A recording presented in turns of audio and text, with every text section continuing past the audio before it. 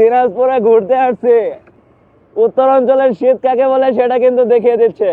কুয়াশায় কোনো কিছু দেখা যাচ্ছে না, চশমাটা পর্যন্ত চোখে দিয়ে থাকা যাচ্ছে না। জীবনের প্রত্যেকটা মুহূর্তকে আপনার উপভোগ করতে হবে। সব জায়গাতে জীবনের প্রতিটি কাজেই আপনি ডিফারেন্ট কিছু খুঁজে পাবেন। পজিটিভলি ভাববেন, পজিটিভ ভাবলেই আপনি জীবনের সঠিক উদ্দেশ্য আমি মনে করি যে খুঁজে পাবেন।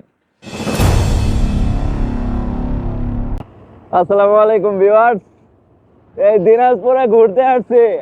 উত্তরাঞ্চলের শীত কাকে বলে, উত্তরাঞ্চলের শীত কাকে বলে সেটা কিন্তু দেখিয়ে দিচ্ছে। কুয়াশায় কোনো কিছু দেখা যাচ্ছে না, চশমাটা পর্যন্ত চোখে দিয়ে থাকা যাচ্ছে না। দাড়ি দিয়ে দেখুন পানি জমতেছে।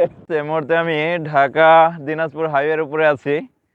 তো মাঝখানে একটু বিশ্রাম নিচ্ছি। কি অবস্থা শাকিল ভাই, কেমন ঠান্ডা? তেমন শীত মনে হচ্ছে না, কারণ এর থেকে বেশি শীতে অভ্যস্ত আর কি। মূলত তারা উত্তরাঞ্চলের মানুষ, তো তাদের কাছে এই শীত কোনো শীত মনে হচ্ছে না। কিন্তু আমরা যারা ঢাকাতে থাকি বা ঢাকার কাছাকাছি আমরা যারা বসবাস করি, তাদের নিকট কিন্তু এই উত্তরাঞ্চলের স্বাভাবিক শীতটাও আমার কাছে প্রচুর পরিমাণে শীত মনে হচ্ছে। এবছরে ঢাকাতে খুব একটা শীত পড়েনি, আপনার হচ্ছে দু একদিন একটু শীত পড়েছিল, কিন্তু যে তীব্র শীত ঢাকাতে ছিল দু একদিন, তার থেকেও কিন্তু এই দিকের শীতের পরিমাণটা খুবই তীব্র। তাহলে একবার ধারণা করুন যে যখন এইদিকে তীব্র শীত থাকে তখন শীতের পরিমাণটা কতটা প্রখর হয়ে থাকে। তো শীতের মাঝেও কিন্তু আপনার হচ্ছে আনন্দ আছে যে এই শীতের ভিতরে আমরা রাইড করে যাচ্ছি।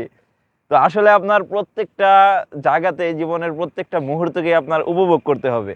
সেটা আপনি কষ্টের মধ্যে দিয়ে করুন। যদি কষ্টের মধ্যে আপনি উপভোগ করেন যে এই যে আমি কষ্টটা করতেছি, এই কষ্টটাই তো একটা আনন্দ। যে এরকম কষ্ট কয়জন করতে পারে ভাই? আমার মতো আমি আপনার হচ্ছে এখন এই শীতের ভিতরে রাইড করে দিনাজপুরে যাচ্ছি, বাইকে রাইড করে প্রায় 80 কিলোমিটারের মতো। তো এতটুকু রিস্ক কয়টা মানুষ নিতে পারে? সব জায়গাতে জীবনের প্রতিটি কাজেই আপনি ডিফারেন্ট কিছু খুঁজে পাবেন। পজিটিভলি ভাববেন, পজিটিভ ভাবলেই আপনি জীবনের সঠিক উদ্দেশ্য আমি মনে করি যে খুঁজে পাবেন।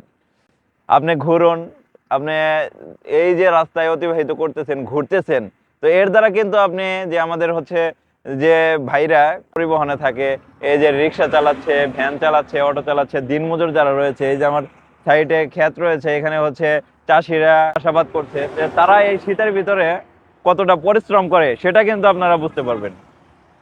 তো বন্ধুরা, আবার রওনা হচ্ছে। তো ইনশাল্লাহ দিনাজপুর গিয়ে কথা হবে।